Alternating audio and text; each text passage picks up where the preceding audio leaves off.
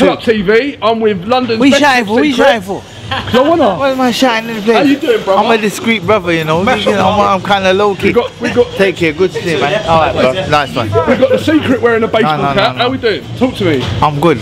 How's life treating you? Yeah, things are good. So what are you doing down here tonight then? We're at your Ashley. Tommy Dove show. Ashley was having his pro debut. Did he? What round did he win in? He didn't win. He lost on points. You know what? To be fair, personally, I thought he won. I thought he should have got the decision, and that's a genuine thing. I thought he should have, but that's boxing, and he allowed it to get too close. He should have. But that's boxing, and his first fight. Thinking about it as his trainer. Yeah. Sometimes these things are for the best. So I honestly believe that because he didn't get the decision, certain things that we've been working on in the gym and that he may have been a little bit resistant to before, I think he'll understand what I was saying to him now. You know what I mean? So sometimes, is he young enough to come back though, Rich? But it's not about young enough to come back. It's whether you're determined enough to come back. How did you he see what I'm saying? Does he seem yeah, you know what? This is the thing. He believes he won the fight. I believe he won the fight.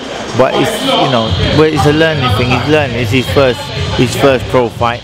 He'll be back in boxing. You know what I mean? When he comes back and knocks out the next 5 opponents, then that one will be forgotten.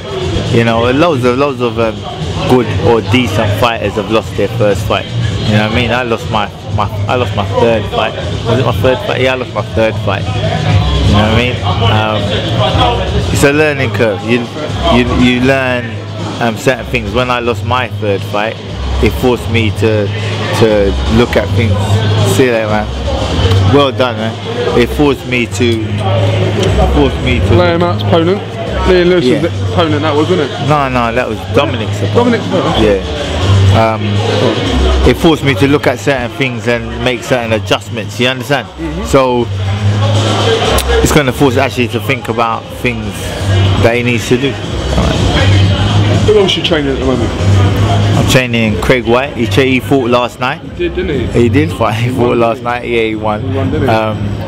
He ain't been out there. What's that look for on your face? I like your teeth. They're nice and white, look at them. Pearly white. Why is the camera so close, man? I don't know. I think it's attractive to you. I feel uncomfortable. Right. So anyway, it feels like it's in my mouth. Sorry. Right. So. Don't go with that stuff, alright? I know where you're going with that. Come on now. Don't go with that. Come on now. Behave yourself. Yeah. I'm squeaky clean. Squeaky clean. Right. So yeah, Craig White. He fought last night. Yoko, and he put in a good performance. He hadn't fought for 18 months. 18 months. He was a bit heavier than he's going to be in the future, getting his weight down, and in the correct weight, and that sort of thing. So it's a learning curve for him as well. He's only been training with me since January. In January, when I said to him, you have to change everything you do. And fair play to him. He's took it on and he's tried to make the adjustments. And I think he's done really well. Done really well. Yeah, he's done really well, man. He's looking much better. So what do you think of Tommy Dove's first show then? First promotional show? You know what? I thought it was a good effort. Yeah. It was a good effort. You know, people in there seem to be enjoying themselves. It happens nowadays. It's happening regularly. Yeah. If not all the time. Yeah, and the thing people have to remember. This is my take on that whole. I know there's a lot of people talking about having to sell tickets, but you've always had to sell tickets. That's fact. And I think back in the day where small hall shows, the promoters would nearly always lose money. Apparently, I don't know the ins and outs of it, but apparently they would nearly always lose money. But I think back then, dare I say it, a lot of the people that were small hall promoters were boxing fans and they loved the boxing. That's right. And now I think what you get is some people, it's more of a business, and for that reason, unless you're a superstar amateur, or you've got potential, or that's seen straight away, you're gonna have to go on the ticket deal, and that's what you're getting now. There's a lot, and I'm not saying all of them, but I'm saying there's a lot, so many fighters who are on these ticket deals that, in my opinion, I don't know if this is going to be controversial or I don't know, but in my opinion, there's a lot of people fighting or calling themselves professional fighters now who wouldn't have ever got a license 20 years ago or whatever. You know what I mean? It wouldn't have happened. No amateur experience, no nothing like that. They would never have got a license. And there's a lot of them now fighting, calling themselves, they're getting licenses, and the only places that they can be taken onto are ticket, sell tickets to fight. And I think that's what's brought about that culture of the ticket thing, the fact that a lot of people are getting professional licenses who 20 years ago would never have had one. Does that make sense? Am I making sense? You're making more than enough sense. Right. You're saying to me the quality of fighters that are out there now are very low. Well, it's fallen. I don't think there's any doubt of that. I think once upon a time, I'm sure Mark would agree with me. Once upon a time, if you thought about turning professional, okay, you had an amateur career behind you. Now they've got no amateur or 3 fights, and you turn professional. That it's sort of that's why the businessmen, promoters, the ones that they don't love boxing, they're just doing it because it's a good business. You come to me, no amateur record, and you've got your license, and I ask you, can you sell 100 tickets? Yeah, sign it. Cool. You understand? But I understand that, because realistically, if I'm a businessman and you've got no amateur experience, why should I lose money in getting you to fight, in allowing you to fight? I'm not going to foot the bill for that. You have to foot the bill. When I turned professional, I was lucky enough, I was with Barry Hearn, and I used to say, when I first turned pro, there was loads of people saying to me, oh yeah, but you should be getting this, you should be getting that. And I was like, why should I be getting anything? At this moment in time, my first few fights, Barry Hearn is forking out money for me to follow my dream. This is my dream, boxing. He was forking out the money, he was paying my opponent, he was paying me. So until you prove that you can fight,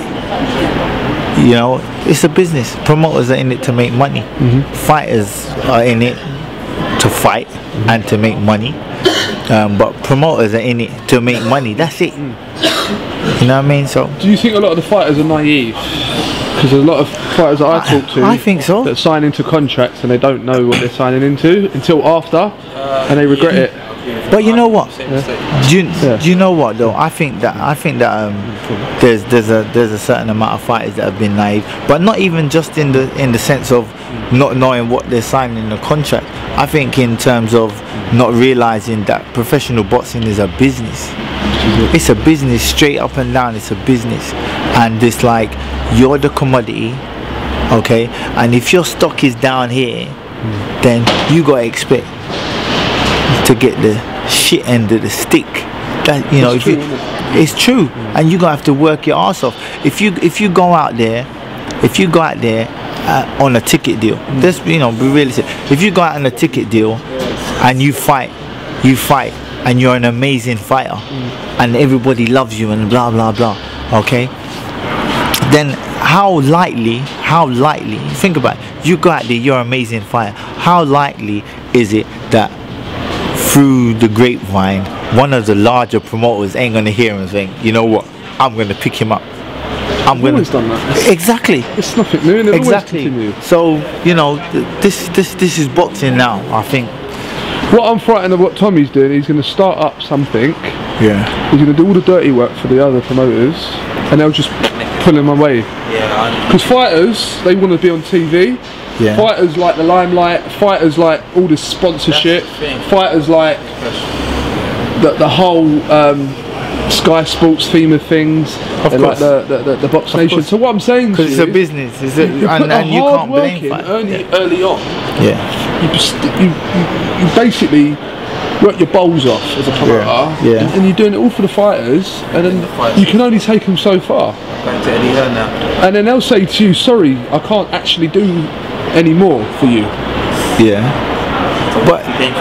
But no, this is the thing though. You see, like, listen, Tommy's doing that, right? He's a businessman. He's a businessman, right? Yeah. So I've spoken to him. He's a nice guy. He seems to love boxing. Okay, but unless he's a philanthropist, he's not doing it out of the goodness of his heart alone. You know what I mean? We got to be realistic. So thinking so, as a fighter, you're fighting on the shows, and I think he's got a fantastic idea and everything like that. So you're fighting on the show, and you're loyal to him, and you fight on the show, and then you get to a certain level. Okay. If he then turns around to the fighter and says, "I can't do any more for you," what do you expect the fighter to do? No, the fighter can say it to him. Well, no, but listen, this is the fact of it is.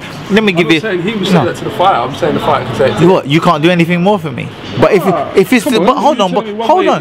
But if it's the truth, if a fighter's fighting and winning, and he's fighting on these shows, okay, all right, and he gets to a certain level, okay, and then there's no TV. There's no big fights. There will be TV. So hold on, but listen, this is what I'm. Hold on, you're asking me a question. I'm saying if he's got TV and a fighter's coming up with Tommy, and then he's got the possibility of TV, then why would the fighter leave? Listen. You know what the fact of it is? This there's always going to be certain people who are disloyal. Disloyalty is a human trait. It's a